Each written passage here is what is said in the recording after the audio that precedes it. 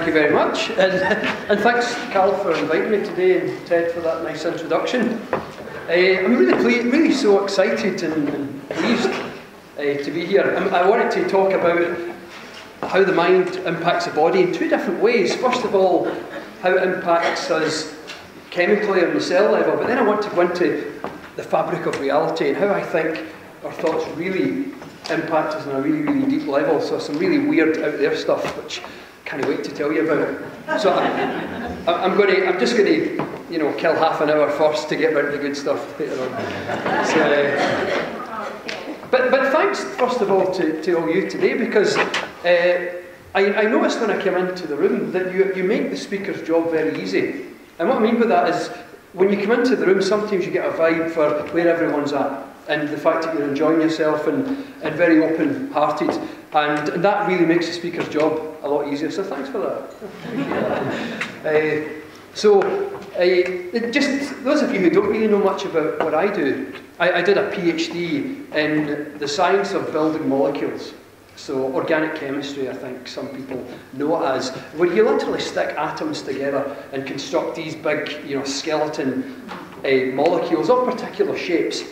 And then you make like 10,000 variations of it, so you tweak the shape a wee bit, and you move a wee branch to there, to there, to there, to there, to there, to there, 10,000 times. And you test all of them to see which is the best. And finally you get something that kind of works. And I ended up in the pharmaceutical industry, a company called AstraZeneca. And I was an organic... and now I was an organic chemist in there, among other things. I did a lot of different things, actually. But I thoroughly enjoyed my job. I really did enjoy the chemistry, because I love science. Give me a science book, and doesn't matter what the subject's on, I'll find it interesting. And but what I loved particularly more than developing drugs, because I was developing drugs for heart disease and cancer, and it was really a rewarding thing, because you enter into these roles because you want to help, and every one of my colleagues that worked in the industry just wanted to save lives. In fact, any conversation you have, people just want to save lives, in lots of different ways. We all do what we know. But what interested me more was the power of the mind.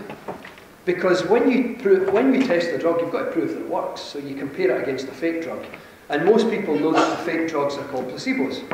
Typically made of sugar or blackboard chalk, or a wee blend, and you put some glue in there. Not like super glue or anything, but, but stuff that kind of binds it together, and other stuff that makes it, dissolve really well in the body, all that kind of excipients, you call them. But what I was amazed at is, sometimes you'll give 100 people a drug and 75 people improve. But sometimes you'll get 70 people improving on the fake drug, the blackboard chalk, the sugar, because they think they're getting the drug. And I thought, isn't that incredible? And I want more people to understand that. So I actually, in my spare time, started to look into how does that work?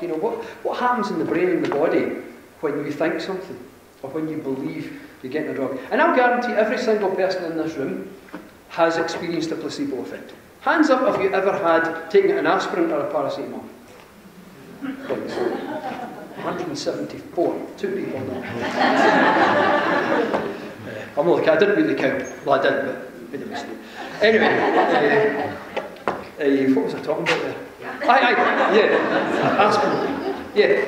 Now, I'm not suggesting aspirin and paracetamol don't work, because they absolutely do. But the fact that you go into a shop and buy it says that on some level you must believe in it. So therefore you activate the placebo response. Right? So you make the drug better. The drug does, the chemistry is the same, but you make it work better because you believe it. Sometimes your brain actually manufactures its own versions. Like if you take a placebo painkiller, then your brain manufactures and releases into varying places the brain its own natural versions of morphine and heroin. Morphine and heroin are called opiates, so your brain manufactures endogenous opiates, meaning coming from the inside, belonging to the body. And you can follow that in an MRI, the brain producing its own stuff. Similarly, antidepressants, they work as well. I'm not suggesting again they don't work, because they do work under varying different conditions, but the brain manufactures its own versions, and if you take an MRI of, antidepressant versus a placebo version, you can sometimes see in fact, a lot of similarities in what the brain's doing because a person believes in it. But coming back to paracetamol, Panadol, and aspirin, the reason I said everyone's had a placebo effect is because at some level you must believe that it works. And most people know that paracetamol and Panadol are the same thing.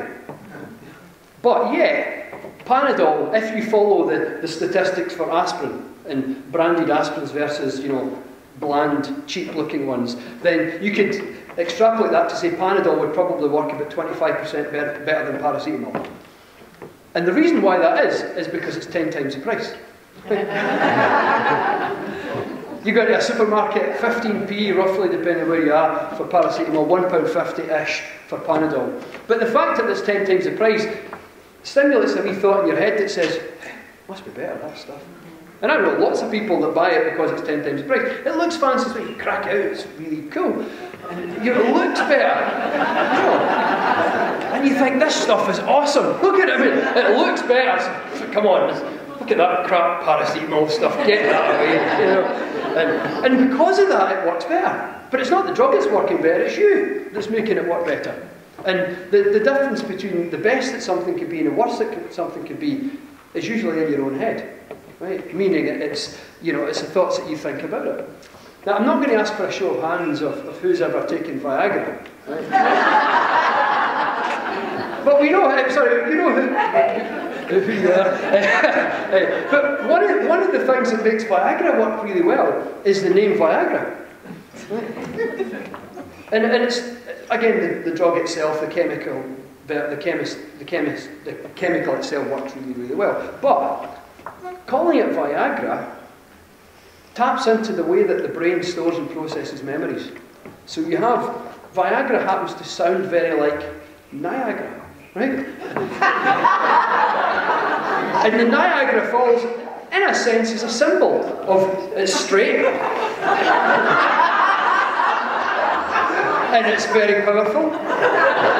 And there's froth, and you can talk for ages. But one of the ways that the brain stores and processes memories is by association. So if something sounds the same, and, or looks the same, then you get one can inform the other, so to speak. And so what you get is part of the meaning of what that symbol represents unconsciously to us informs the word Viagra.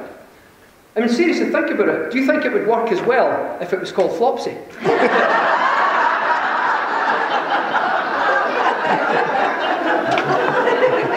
Because Flopsy symbolises something else entirely.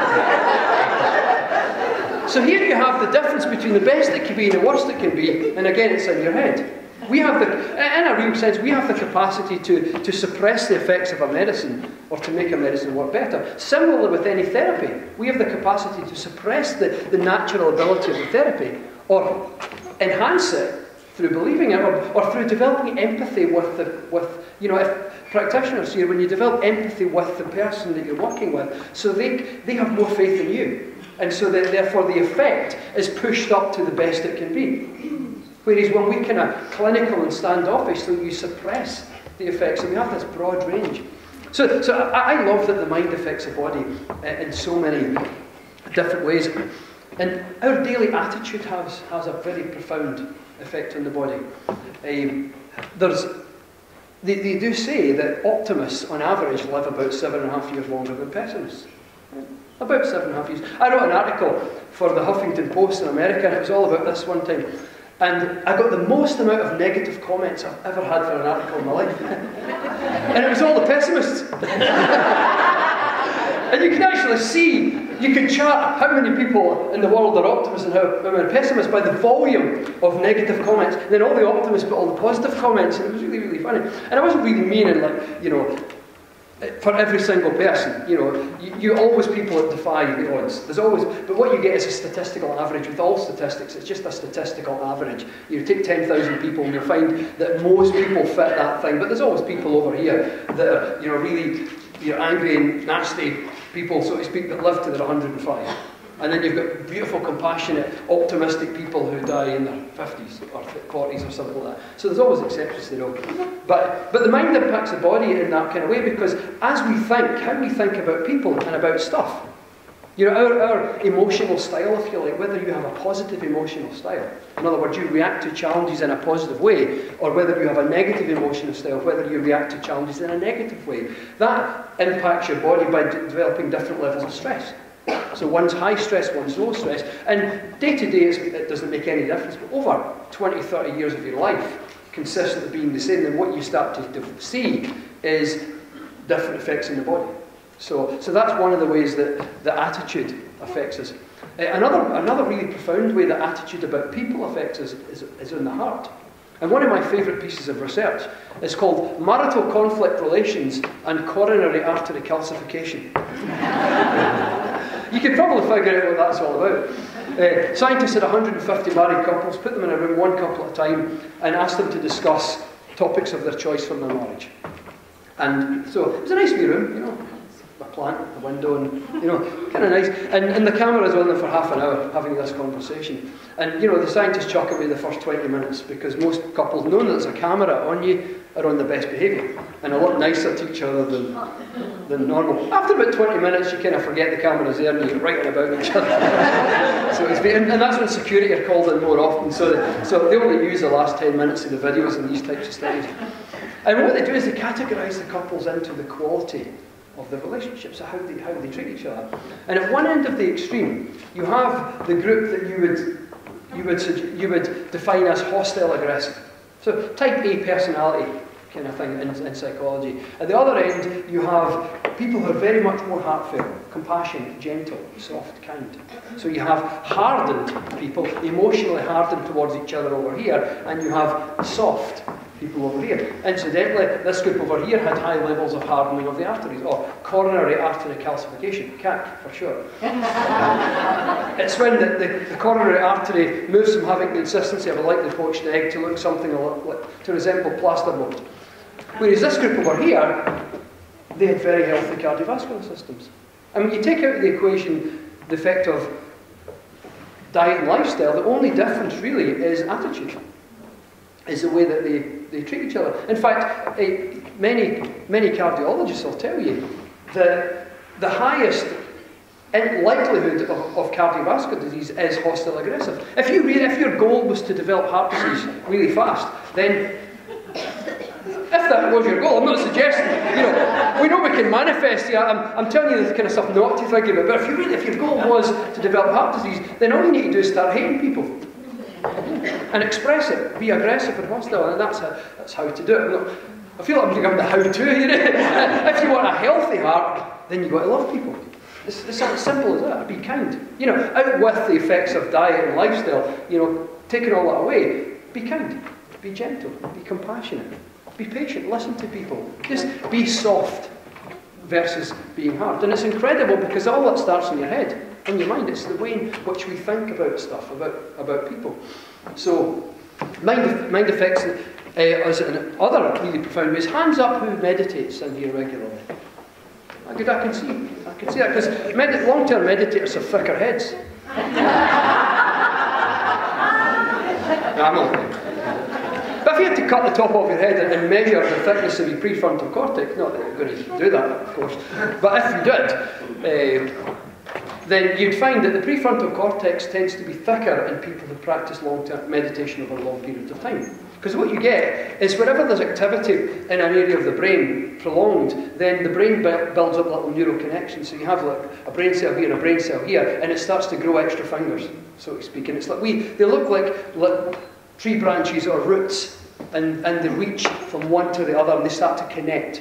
And what you get is lots of activity here, and that pushes the brain cells apart, so you end up with a thicker head. A thicker area of the prefrontal cortex. You develop this thicker matrix, if you like, in the front of the brain. It's really, really cool. But what you're seeing here is the fact that you have constructed physical material in the brain just by pointing your mind towards, for example, your breathing. Rather than pointing your mind to all the stuff that you need to do and remember and the stresses, you're literally just going and pointing your mind to a single thing. It's you doing something with your mind that's causing these physical structural changes to the brain. And long-term meditation profoundly slows the aging process. I mean, I've been meditating for 71 years.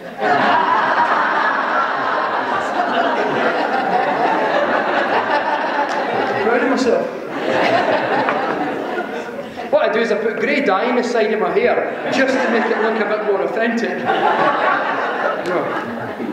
I'm thinking just letting the natural colours come back though. And people really believe this kind of stuff. But you know, you can actually see the profound effects of that kind of stuff even down at the genetic level. Harvard did a study about in 2008 where they had people doing meditation or yoga, tai chi, stuff that would elicit the relaxation response, which is, you know, the physiological response to meditation, yoga, etc. And they found that just over a course of 8 weeks, that meditation or yoga, tai chi, qigong even, would affect in novice meditators 1,561 genes. That's about 6% of the human genome was being impacted by just going like that. And relaxing. Listening to the sound of your breath.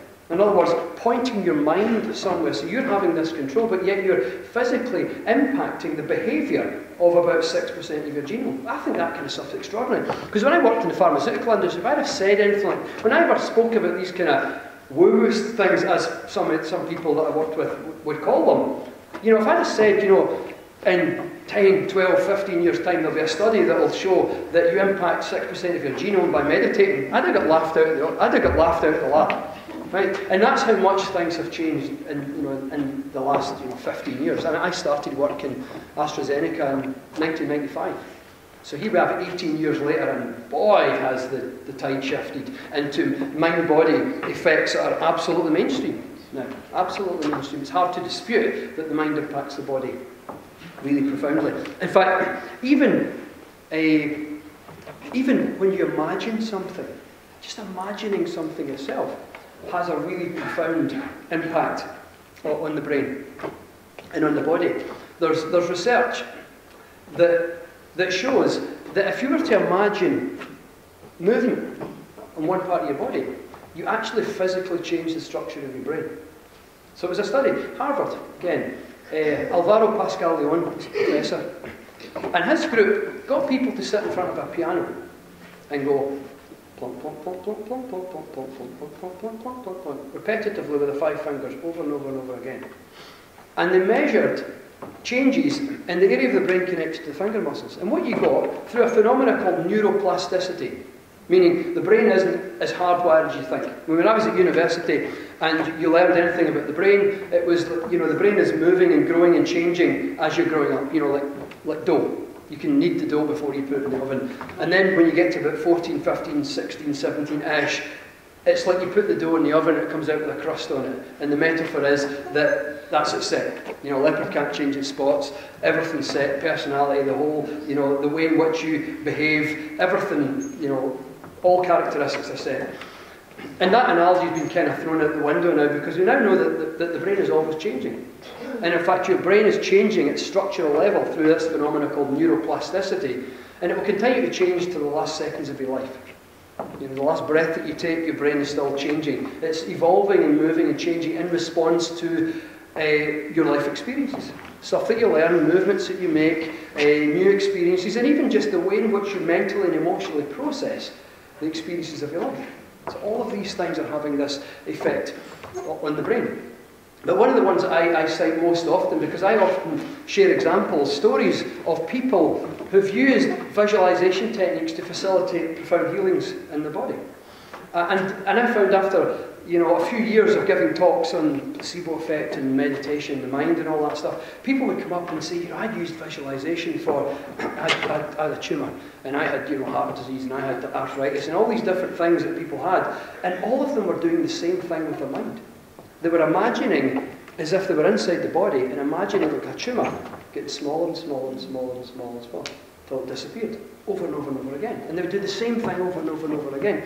And I found all these people are doing the same kind of thing. So what I started to do was build a scientific framework around it, you know, and write and explain how, you know, your mind can heal your body, so to speak, by just digging into all the science that had been done that shows this amazing capacity we have to physically impact the body. And a lot of it comes down to this little piano study, as they call it. It doesn't fully explain everything, but it kind of shows that we have, through thinking, through imagining, this ability to profoundly impact the body, the brain in particular.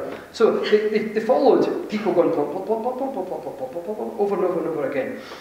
And this area, the area of the brain connected to the finger muscles through neuroplasticity began to grow. Bigger, bigger, bigger, bigger, bigger. By the Friday estimate, it's about 30 to 40-fold more bigger than it was on the Monday, after 5 days. And that's neuroplasticity. But what was the most interesting part of the study is another group of volunteers had to do it in their imagination. So instead of physically going plop, plop, plop, plop, plop, they had to do it in their heads. So they would go plop, plop, plop, plop, plop, plop, plop, plop, plop, plop, plop, plop, over and over and over again. And they had their brain scanned in the same area. And amazingly, their brain also physically changed in that part, about 30 to 40-fold.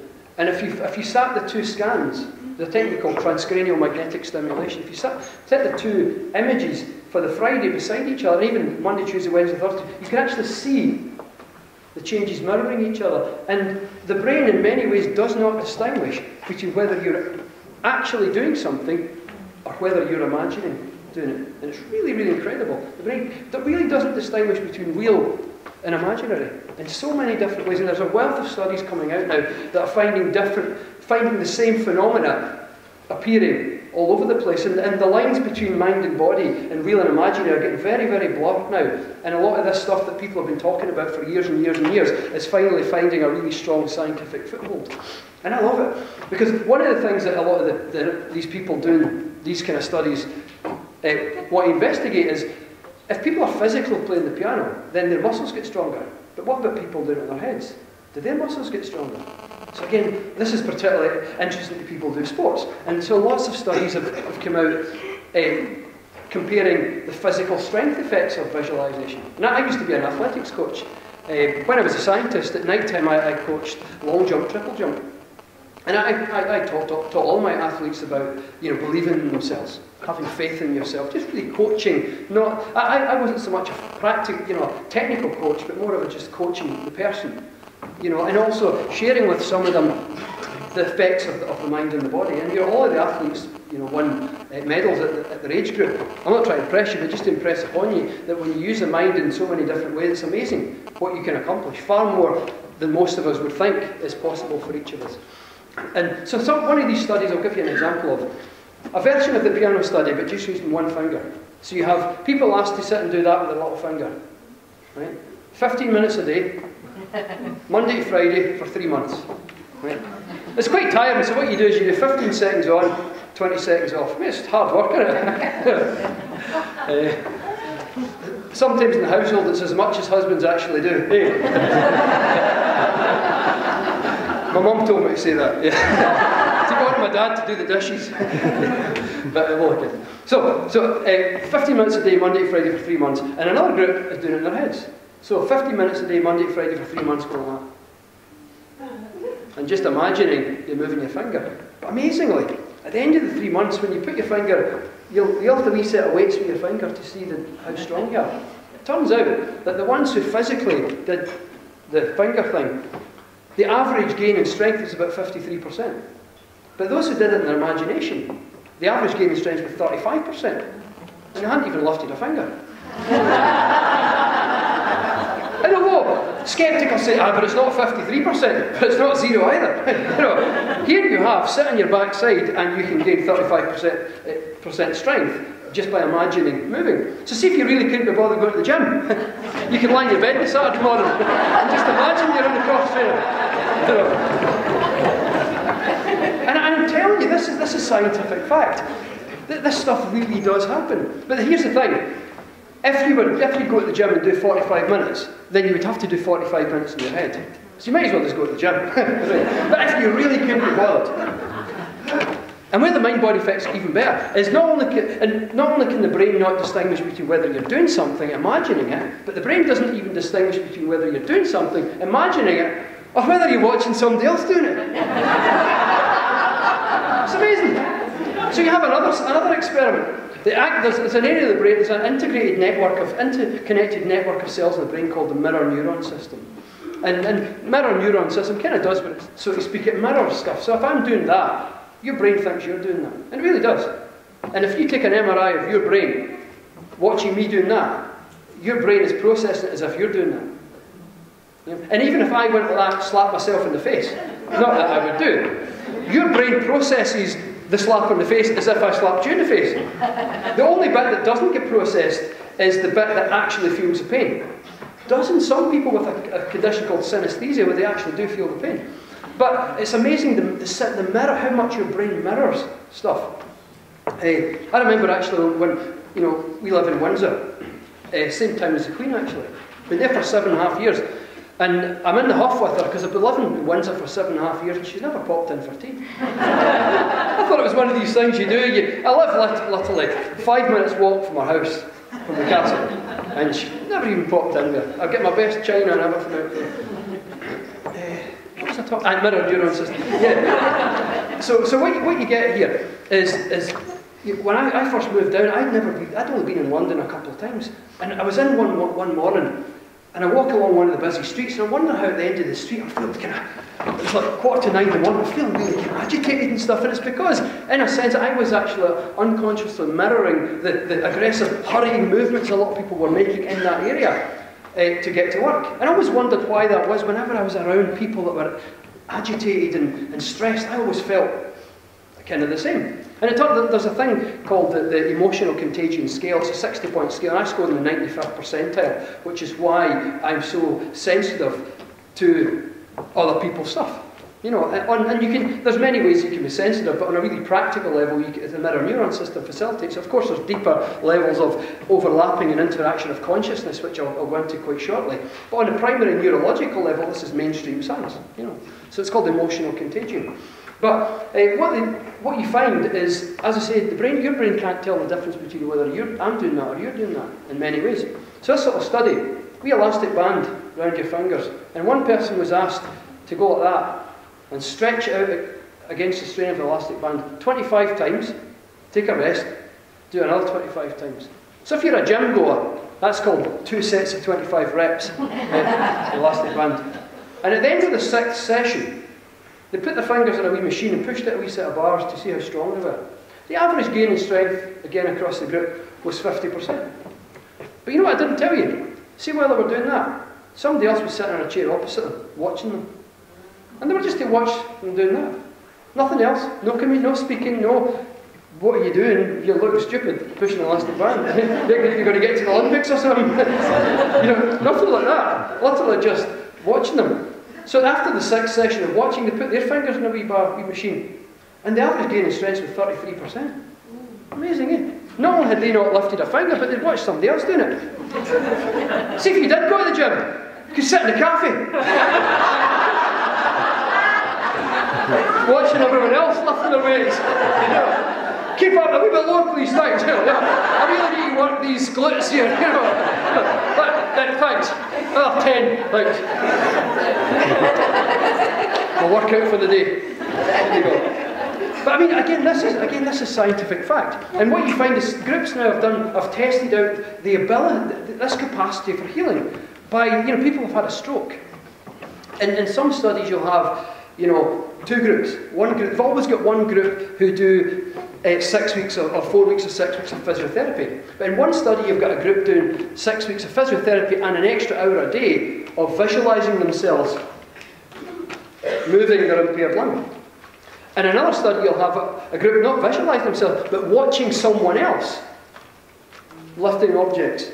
And amazingly, what you find is the groups visualising or watching someone else, they recover much more in the 6-week study than those who just do the physiotherapy. So I've been talking about this kind of stuff for ages now. I remember one time a woman says, "No, I'm really sorry, I really don't get the mirror neuron stuff, because what you're telling me, what you watch, you're really absorbing." Now, tell me this, my husband has been watching the football for 20 years. It's all he does, he comes in and just watches the football. And he's about 3 stone heavier than he was 20 years ago. You're not telling me by watching football he's going to be as slim and as fit as David Beckham? I wish. That's what she said. And I said, well, the mirror neuron system does work, because Is he watching the physical, mechanical movements which you have to do? You have to watch the physical movements. Or is he watching the ball? And I said, and there's the mirror, here's this piece of shape of a ball. I think she got that. Yeah.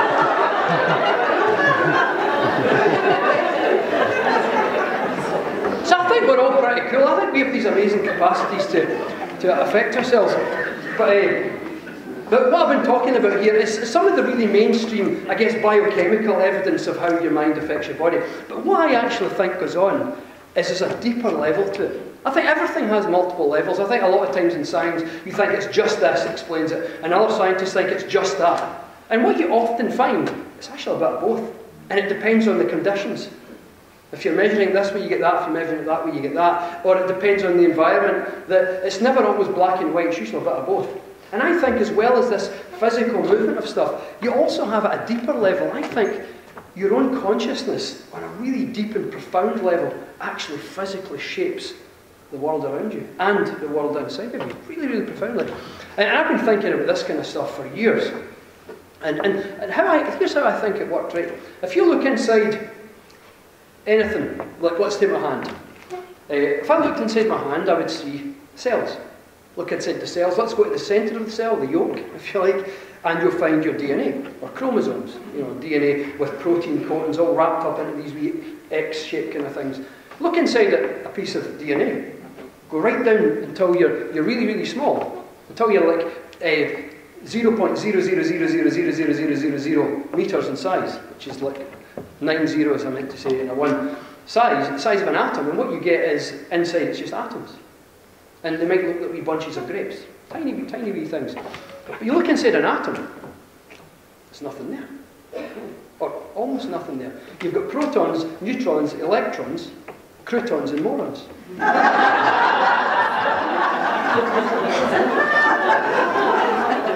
Now, there isn't any morons, but I think they will find croutons.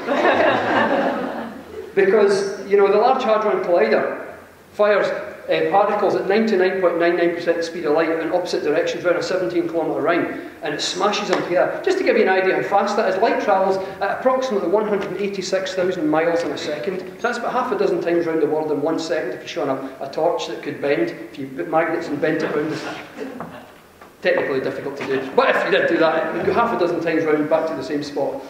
And what they do is they fire protons opposite directions and then smash them together. And what you get is shrapnel all over the place, and they measure the tracks and using magnetic fields, and that one bends so it's got a charge, and they work out all the properties of subatomic particles. But what you call all that mishmash of stuff is the quantum soup. So if they haven't found a crouton already, I'm pretty sure they will one day.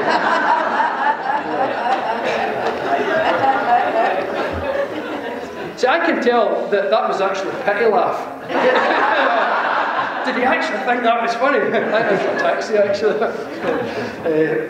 So you don't really get proton. You do. I think that the jury's out in the crouton department there. But anyway, they're pretty small. Protons. And inside it, a proton's about 10 to the minus 15 metres. That's about a 0 and 14 zeros and a 1 metres. Look inside a proton, and what you've got is quarks, 2 up quarks and a down quark. Don't ask me why they're called. Why they're named after a character from Star Trek, I've no idea. But that's what they're called. And 2 ups and a down. And they're really small, they're really tiny, they're the smallest things we've measured. And they're about 10 to the minus 18 metres, roughly, give or take a few centimetres. But tiny, we think 0 and 17 zeros and a 1 metres, roughly. Now that's the smallest kind of scale we've probed so far, round about. But the fabric of reality itself is a lot smaller. So the size of human life, we call that, this is 10 to the 1, meaning it's 1 metre, 1 metre. An atom is 10 to the minus 10 metres, so 0.0090 zeros and a 1 metre. Just give you an idea of scale here. Proton, 10 to the minus 15. A quark, 10 to the minus 18. The fabric of reality, where everything emerges from, is 10 to the minus 35. Right? There's as much difference in size between a quark and the fabric of reality as there is between you and a galactic supercluster in the universe. And just to give you an idea of size, the closest, if you had to travel on a 747 today to the nearest star, it would take you about 20 million years.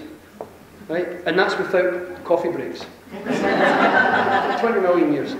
So it's far away. And that's just one star, closest to us. There's 300 billion of them in our galaxy. And there's about 300 billion galaxies that clump together in superclusters all around the universe. There's as much scale out there, again, as there is down there. Right? So we've never really investigated. No one really knows what's there. The number kind of pops out of mathematical equations. But it's called the Planck scale, the fabric of reality. And what I personally think, and I think a lot of scientists have arrived at similar kind of conclusions, some have been writing on it for a long time, is that consciousness itself is stitched into the fabric, or perhaps is the fabric. Right? And I'm diverting from mainstream science, which would say that consciousness is inside your head. Right? And I don't believe that, and there is no really any scientific evidence that consciousness is inside your head, that it's produced by brain chemistry. You know, some people call it an epiphenomenon. But the fact that no one knows what consciousness is, you know, psychiatrists, psychologists, philosophers, it's called the hard problem, because it's damn hard to figure out. No one actually knows what it is. So, but I think the best way to explain some of the experiments that you see and some of the results that you get from doing your own kind of work is if you get out of the idea that consciousness is in here and say, what if it's out there? And what if rather than the brain creating it in here, the brain receives it and processes it? So rather than just your brain, you know, just chemistry producing thoughts and stuff and just interpreting your environment, what if somehow the brain is like or the body even, the whole structure, the body is more like a radio receiver or a Wi-Fi box. I mean, the emails that you get are not created by your Wi-Fi box in your house. You know, neither is a program that you watch on the TV created by your TV, nor the, you know, Radio 1 created by the radio. There's not a couple of people inside the radio, wee miniature versions singing songs. You know, but the signal is received, so maybe the human body is more like an antenna of sorts. And some structures in the body perhaps are very tuned. I mean, there's research into, you know, microtubules, kind of skeletal structures that hold cells together. It might well be that which processes or receives consciousness. So there's a lot of thought going into this kind of stuff. A lot of really talented scientists looking into this and investigating these kind of things. And I think consciousness is stitched into the fabric of reality itself. And if you use the word fabric and stretch it up, or scale it up, so to speak, until you're 10 to the 1, ordinary things, then what you get, the fact that everything emerges from the fabric of reality, what it means is there's consciousness in that. There's consciousness on the ground. There's consciousness in your seat, on the table. There's consciousness in that piece of metal there. I'm not suggesting that the atoms in my table sit up late at night to watch Star Trek. But there's consciousness all the same. Maybe you need a neural net or a human skeletal structure of some sorts to have this kind of self-aware consciousness, but it doesn't preclude that you can have it in walls and that everything has life of some sort. But here, even better, it's you that's everywhere. Because when you get down to this level, everything is interconnected to everything else. Everything is interconnected. And I think what you see, the interconnectedness you see in the world, is like a shadow of something deep and profound. The fact that we are interconnected by nature, we are all one, if you like. And, you know, almost like you would use the term fractal to say a pattern that repeats itself on varying levels. Look at interconnected. It's got the biggest scale in the universe, galactic superclusters. You see, it's like clusters of galaxies containing, you know, hundreds of billions of stars. And they're all clustered, they clump together. And it doesn't look that different. If you're flying a plane late at night and there's no clouds and you look down over Europe or America and you see like populations clustering in cities and you see little roads, little thin structures leading to different it's not too distant. In fact, you see the same pattern in human behaviour as you do in galactic superclusters out there. And they're interconnected. What's holding them together is gravity. You scale it down to one galaxy of the Milky Way galaxy that we're part of. There's about 300 billion stars, and give or take 7.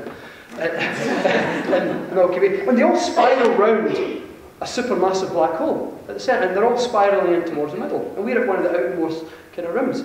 But what holds the galaxy together is gravity. But what I'm suggesting is that interconnectedness. The scale it down to the solar system, and you've got the sun, which is a star. It just looks big because we're close to it. If you go 1 trillion miles away, it just looks like a wee dot in the sky.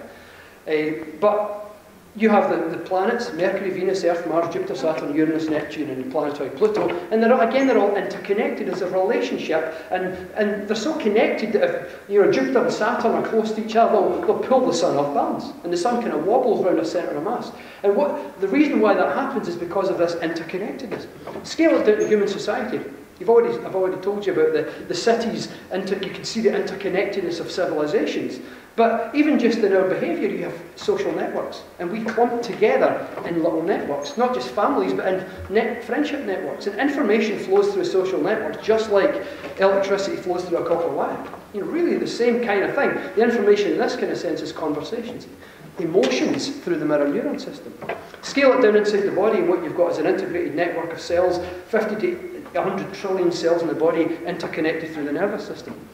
Even in the brain's neural net. Bring it down to molecules. And molecules are held together by electron fields. So you can have certain molecular structures, like a benzene ring, for example, very elementary 6-membered carbon ring. And you can't distinguish one carbon from another because the electrons travel. They're called delocalized. They smear out. So what you get is interconnectedness through, DNA strands, proteins are all, the atoms are all, the molecule itself is interconnected through the movement of electrons through varying different structures. Bring it down to the quantum level and you see interconnectedness again, through some of the basic forces of nature, but also a phenomenon called entanglement. And many people are familiar with that term, entanglement. It's when, if two particles had kind of bumped or shared the same state and you could separate them by huge distances, then they'll always be connected forever. So if I had one in my hand and stroked it, then the other one, no matter how far apart it was, even if it was 1 trillion miles away, it would feel it. It would react to it. And what the term they use is it's correlated. So what's happening there is linked or in relationship with what's happening over there. If I do something here, then the relationship means that that one will feel it and seemingly respond to it. And I think this entanglement, this interconnectedness, the quantum level, is a shadow or a projection of the interconnectedness that exists at a really fundamental level of consciousness itself. And one of the really weird, quirky, cool things I like about entanglement is if you think about a hope or a dream, so something you really imagine in your life, and something that's really important to you that you feel, I'd love to have that experience, then what you're doing is you're playing brain chemistry. Everything you think about changes brain chemistry, so producing all this stuff in the brain.